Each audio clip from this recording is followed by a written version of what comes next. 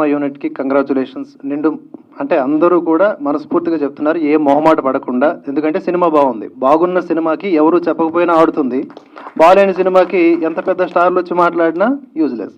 కాబట్టి ఇక్కడ మేము ఈ సక్సెస్లో భాగం అవ్వటం ఈ విధంగా చాలా చాలా మాకు సంతోషం కలిగించే విషయం. అందుకు ఈ అవకాశం ఇచ్చినటువంటి మీ అందరికీ కూడా పేరు పేరున ధన్యవాదాలు.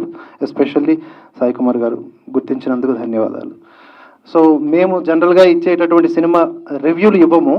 ఒక ధురంధర్, ఒక చావా, అఖండ, ఇప్పుడు శంబాల, ఈ స్టైల్ ఆఫ్ మూవీస్ మాత్రమే మేము చూజ్ చేసుకుంటాం, చూడమని చెప్తామంటే ఏంటి, బాగాలేకపోయినా చూడండి అని కాదు, బాగుంది మేము చెప్పామంటే పక్కగా చూస్తారు.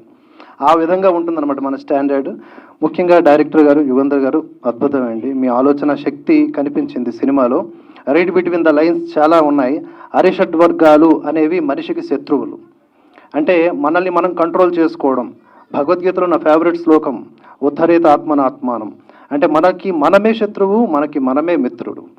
ఈ విధంగా ఈ సినిమా గురించి ఒకరిద్దరు అర్థం కాని వాళ్ళు మూఢనమ్మకాల్ని ప్రమోట్ చేసేలాగా ఉంది అని నోరు జారుతున్నారు. అర్థం చేసుకోలేకపోవడం వల్ల వచ్చినటువంటి ప్రాబ్లం అది. సినిమా ఆది గారు స్టార్ట్ అయినప్పటి నుంచి ఎండింగ్ వరకు కూడా ఎక్కడ దాన్ని ప్రమోట్ చేయలేదు. మనలో ఉన్న భయమే దుష్టశక్తులు ఉన్నాయనే నమ్మకం, మనలో ఉన్న ధైర్యమే ఆ దుష్టశక్తిని అధిగమించేటటువంటి శక్తి. ఇది ఈ సినిమా చాలా ఆద్యంతం రక్తి కట్టించే విధంగా చక్కగా చూపించారు. అడుగు అడుగున, అంటే ప్రతి మినిట్ కూడా మీరు థ్రిల్ ఫీల్ అవుతారు. ఇటువంటివి మన తెలుగు సినిమాల్లో అప్పుడప్పుడు వస్తూ ఉంటాయి. కనుక మనం ఈ సినిమా తప్పకుండా చూసి ఎంజాయ్ చేద్దాం.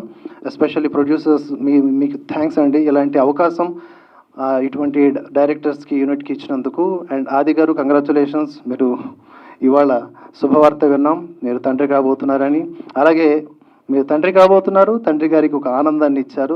అది చూస్తుంటే నాకు చాలా చాలా ఆనందం. మా నాన్నగారు గుర్తుకొచ్చారు. Thank you so much once again అందరికీ కూడా. జై హింద్, జై భారత్.